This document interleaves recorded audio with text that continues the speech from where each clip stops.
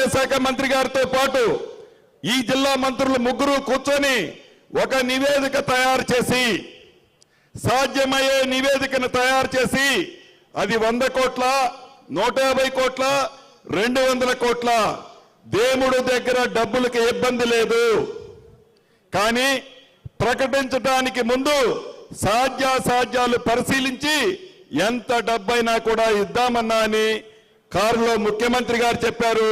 ఈ వేదిక ద్వారా మీకు అది తెలియజేస్తున్నాను ఇక 4వ విషయం ఇది గిరిజన ప్రాంతం ఈ గిరిజన ప్రాంతంలో పోడు భూములకి ఆనాడు ఇందిరమ్మ రాజ్యంలో చాలా మందికి పోడు భూములు ఇచ్చాం ఇంకా కొద్ది మందికి గత ప్రభుత్వంలో కొద్దిగా ఇచ్చారు ఇంకా అర్హులైన వాళ్ళు చాలా మంది ఉన్నారు వారికి పోడు భూములు పట్టాలు ఇవ్వాల్సిన అవసరం ఉంది తప్పకుండా ఈ ప్రభుత్వం ఆ పట్టాలతో పరిశీలిస్తూ ఏదైతే గతంలో పట్టాలు ఇచ్చారో ఏవైతే వ్యవసాయానికి అనుకూలమైన భూములు ఉన్నాయో ఆ భూముల్ని సాగు చేసుకోవడం కోసం ఆ భూముల్ని సేద్యం చేయడం కోసం నీరు కావాలి ఆ నీటికి సంబంధించిన బోర్లేసే విషయంలో తప్పకుండా ముఖ్యమంత్రి గారితో చర్చించాం అధికారులకు కూడా అతి కొద్ది రోజుల్లో ఆదేశాలు ఇవ్వబోతున్నారు దాని ప్రకారం సాధ్యమైనంత వరకు పోడు భూములు పట్టా ఉన్న వాళ్ళకి ఈ ప్రభుత్వం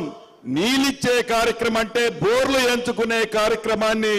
చేపట్టుద్దని కూడా ఈ వేదిక ద్వారా మీకు తెలియజేస్తూ ఇంత మంచి కార్యక్రమానికి ఈ జిల్లా ప్రజలు పుణ్యం ఏదైతే ఆ రాముల వారి సన్నిధిలో ఇంత మంచి కార్యక్రమాన్ని ఏర్పాటు చేస్తే ఆహ్వానించగానే వచ్చిన మిగతా మిత్రులందరికీ మనస్ఫూర్తిగా కృతజ్ఞతలు అభినందనలు తెలుపుతూ ఇది మీ ప్రభుత్వం ఇది ఇందిరమ్మ ప్రభుత్వం మాటిస్తే తప్పే ప్రభుత్వం కాదు మొన్న మీ దీవెనలతో మీ ప్రభుత్వాన్ని ప్రజల ప్రభుత్వాన్ని తెచ్చుకున్నారు రాబోయే రోజుల్లో కూడా